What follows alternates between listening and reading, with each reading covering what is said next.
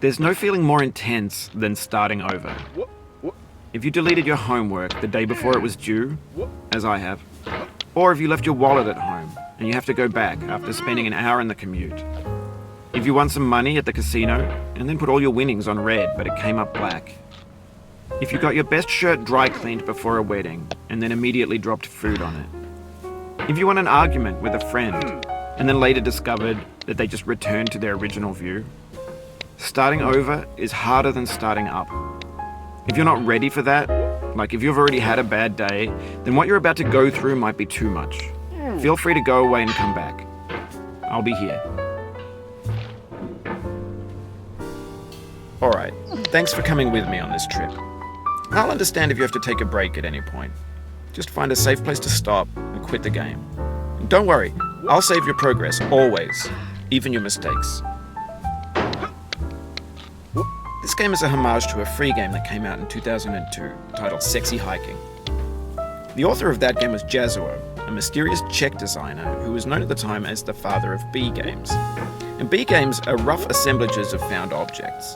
Designers slap them together very quickly and freely, and they're often too rough and unfriendly to gain much of a following. They're built more for the joy of building them than as polished products.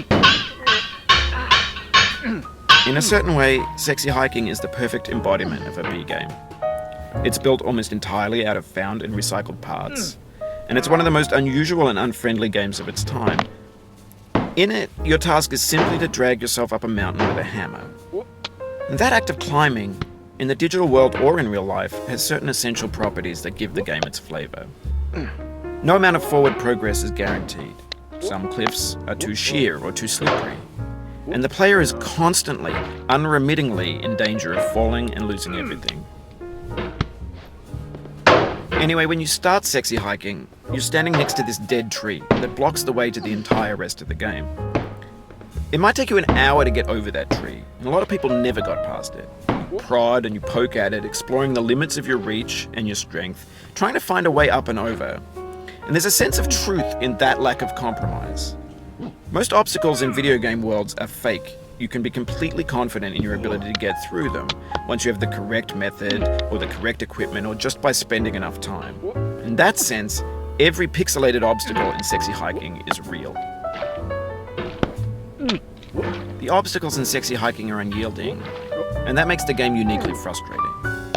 But I'm not sure Jazzuo intended to make a frustrating game. The frustration is just essential to the act of climbing, and it's authentic to the process of building a game about climbing. A funny thing happened to me as I was building this mountain. I'd have an idea for a new obstacle, and I'd build it, test it, and it would usually turn out to be unreasonably hard. But I couldn't bring myself to make it easier. It already felt like my inability to get past the new obstacle was my fault as a player rather than as a builder. Imaginary mountains build themselves from our efforts to climb them, and it's our repeated attempts to reach the summit that turns those mountains into something real. When you're building a video game world, you're building with ideas, and that can be like working with quickset cement. You mold your ideas into a certain shape that can be played with, and in the process of playing with them, they begin to harden and set until they're immutable, like rock.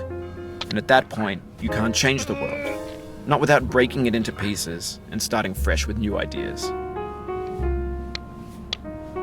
For years now, people have been predicting that games would soon be made out of prefabricated objects, bought in a store and assembled into a world. And for the most part, that hasn't happened, because the objects in the stores are trash. I don't mean they look bad or that they're badly made, although a lot of them are. I mean they're trash in the way that food becomes trash as soon as you put it in the sink. Things are made to be consumed and used in a certain context, and once the moment is gone, they transform into garbage.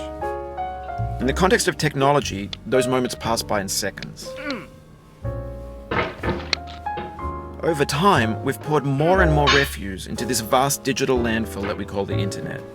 It now vastly outnumbers and outweighs the things that are fresh and untainted and unused. When everything around us is cultural trash, trash becomes the new medium. the lingua franca of the digital age. And you can build culture out of trash. But only trash culture. B games, B movies, B music, B philosophy. Maybe this is what digital culture is. A monstrous mountain of trash, the ash heap of creativity's fountain. A landfill with everything we ever thought of in it. Grand, infinite, and unsorted. There's 3D models of breakfast, Gen X's fanfic novels, scan magazines, green screen Shia LaBeouf, banned snuff scenes on LiveLeak.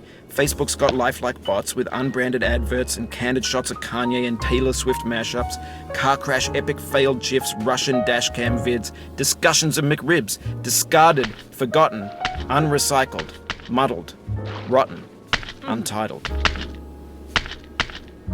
Everything's fresh for about 6 seconds, until some newer thing beckons, and we hit refresh. And there's years of persevering, disappearing into the pile, out of style, out of sight.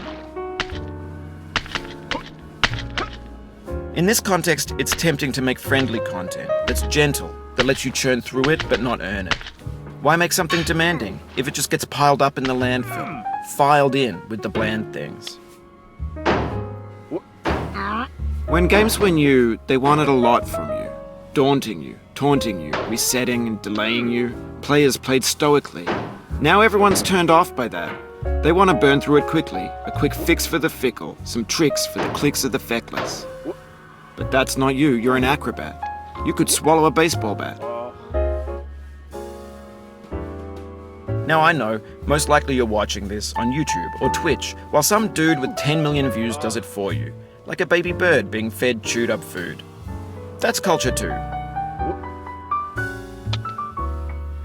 But on the off chance that you're playing this, what I'm saying is, trash is disposable, but maybe it doesn't have to be approachable. What's the feeling like? Are you stressed? I guess you don't hate it if you got this far. Feeling frustrated? It's underrated.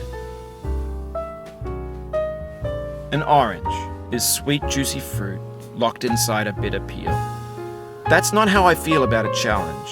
I only want the bitterness. It's coffee. It's grapefruit. It's licorice.